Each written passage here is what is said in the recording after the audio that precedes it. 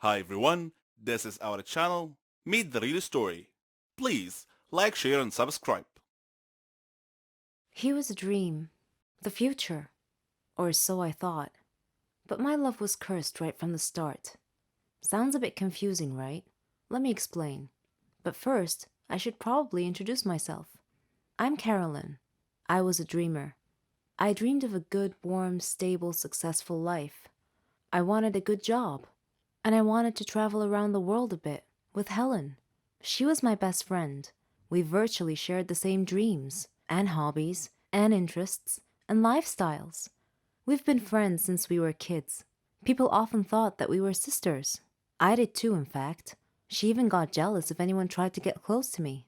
Every day, Helen and I worked a little more towards our dreams. Once, when Helen and I were traveling with some of our friends, we had a problem with the hostess on the plane. A gentleman intervened and cleverly solved our problems. His name was Danny. I liked him. A lot. I thought about him often. But whenever I talked to Helen about him, she told me that he was not as amazing as I seemed to think he was. Coincidentally, I met him again at a party of a mutual friend. We talked together till daylight. I told Helen about our encounter, and she expressed her wishes that my love story would have a happy ending. I similarly told her that I hoped she would find the love of her life someday too. Everything would be okay, we figured. Then, one day, I received a letter in our mailbox. It was in weird handwriting, as if the writer had written it with a trembling hand. I opened it curiously. It said that my love for Danny would become a curse if I didn't give him up and get him out of my life. What nonsense, I thought. Whose idea of a silly joke was this? I immediately called Danny and Helen to tell them about the letter.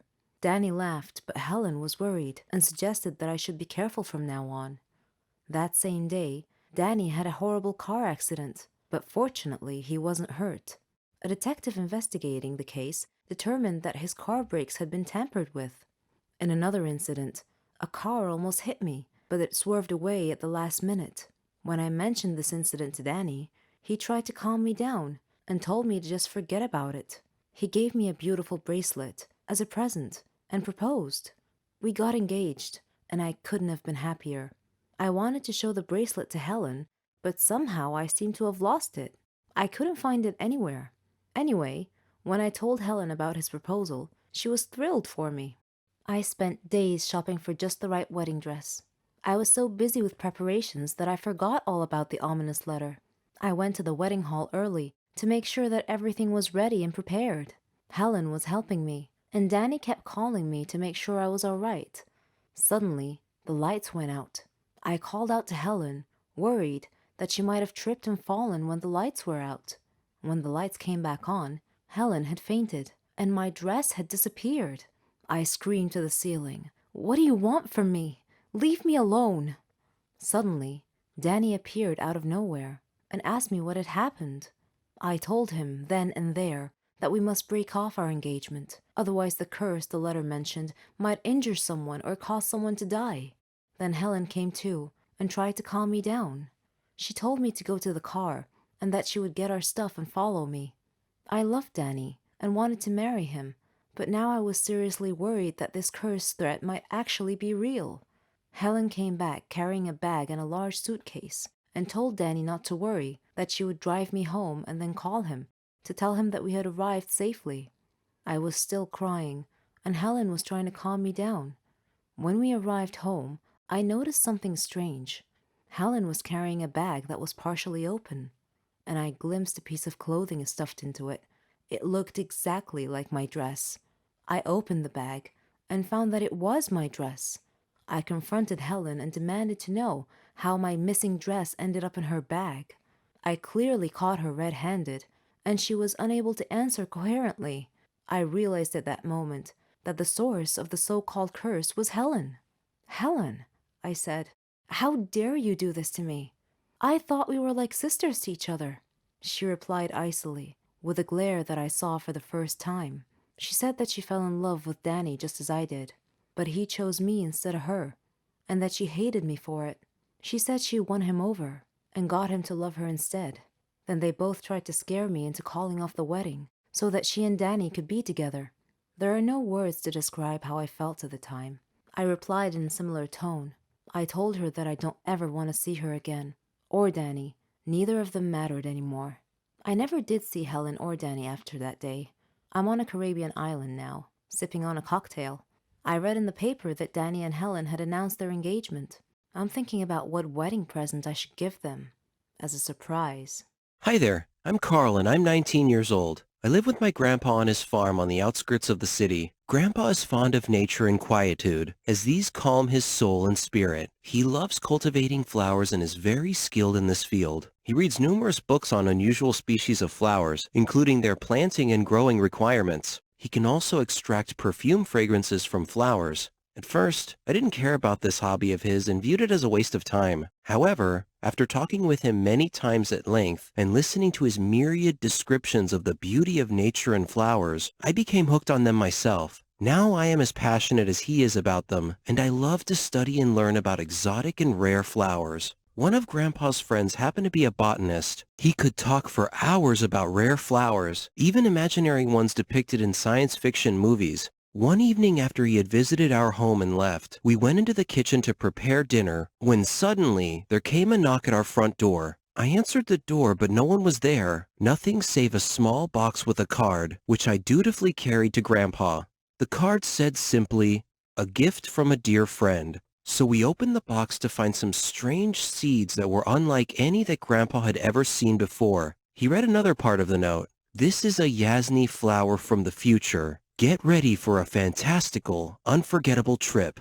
We didn't really believe this silly message, but we decided, what the heck, let's plant them and see what happens. In just 3 days, the seeds had produced exotic-looking purple flowers. Grandpa plucked one to extract some perfume from it. It had a wonderfully fragrant smell. Suddenly, I felt enervated and listless. My vision blurred, I couldn't breathe, and I became dizzy and passed out. When I opened my eyes, I was in the middle of some unknown desert. There were unfamiliar-looking parked cars with people in unfamiliar-looking clothes. One of the strangers pointed at me in alarm and shouted, "Catch him!" I ran, but they surrounded me and caught me. They bound my hands and hung me from a horizontal tent frame. I heard a groan and looked to my left to see Grandpa, similarly bound and hanging from another tent frame. The strangers were speaking in a language I had never heard before. Their apparent leader came over to us and said, "See this desert? The entire world is like this. Because of you. You destroyed our world. Our future is dark and bleak now. Those Yasni flowers you planted ended up breeding out of control and destroyed the world. You need to pay for your foul deeds."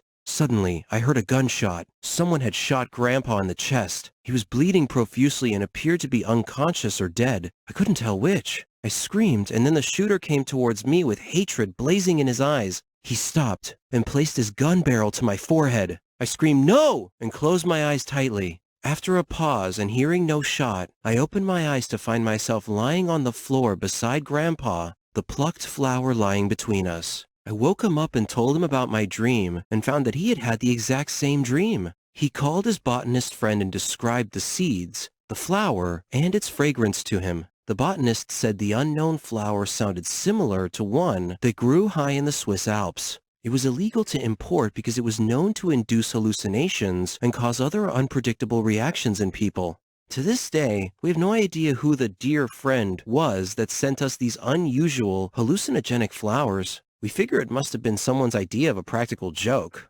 Or were these Yasni flowers indeed sent to us from the future?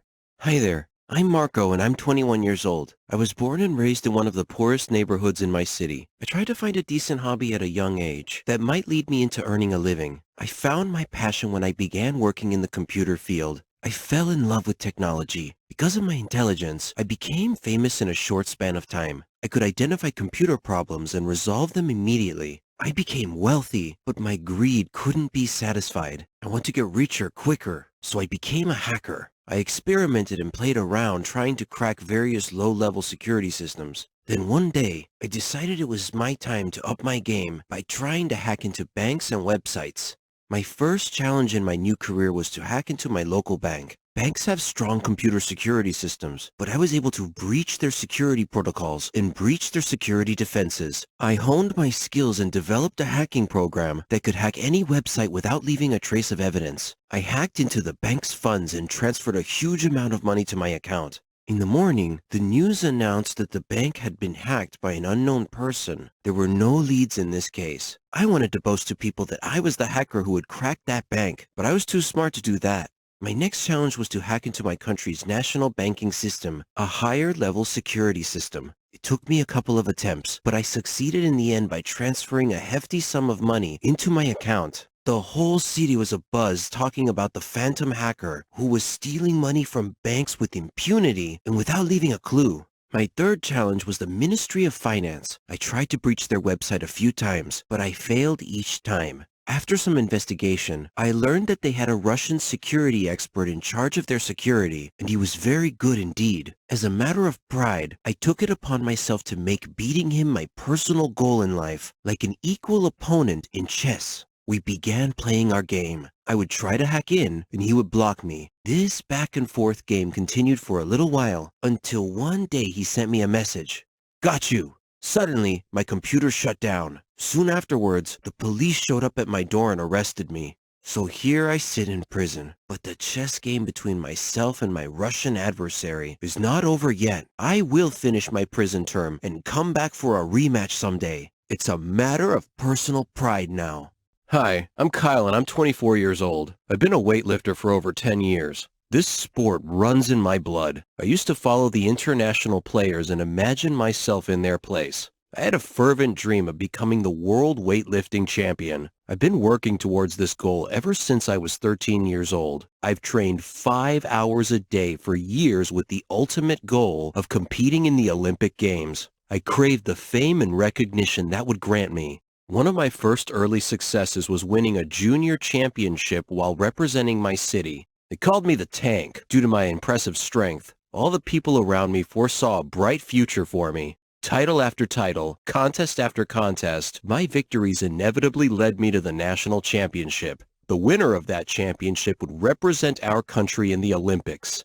I underwent intensive training to the exclusion of all else. I was so focused. My manager was confident that I could easily win the world championship, and I didn't want to disappoint him. The competition was fierce. I faced numerous fierce competitors, but I defeated them all and reached the final round. The only player left to challenge me was last year's champion, who had never lost a contest. The competition gradually got harder and harder until we reached the point where one of us had to break the world record to beat the other. A crucial tipping point came when I needed to lift a weight that was heavier than I had ever attempted before. There was danger in doing so, and my manager cautioned me to consider if it was worth the risk of serious injury to continue. But I was too driven to heed his warning. I had trained and waited too long for this moment. There's no turning back now, so I bent down and grasped the barbell. I sucked in a deep breath and lifted and heaved with all my might. As soon as I had lifted the weight above my head, I knew immediately that I had overestimated myself.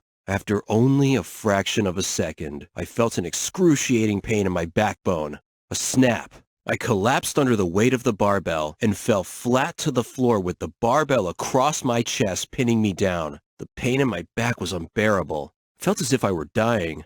I was taken to the hospital where a doctor diagnosed that I had broken my back at the 4th and 5th vertebrae and that I would never walk again. I tried to kill myself on several occasions, not wanting to live my remaining life in a wheelchair. All my friends, and even my coach, gradually began avoiding me, not wanting to be associated with a loser and a cripple. My mom was the only person who stood by my side and never gave up on me. She helped me with my rehabilitation. Initially, the simple act of lifting a teaspoon felt like I was trying to lift a mountain. After 6 months of intensive physical therapy, a miracle happened. I was able to stand erect for a few seconds. 3 months later, I was able to walk slowly. I began a light training program to get back to my dream. Everybody was shocked that I was determined and foolhardy enough to try to do it all again, but I intended to achieve my dream even if it killed me, which it might very likely do. 2 years later, the scene cuts to Kyle walking out onto the Olympics weightlifting stage to the cheering of thousands of people.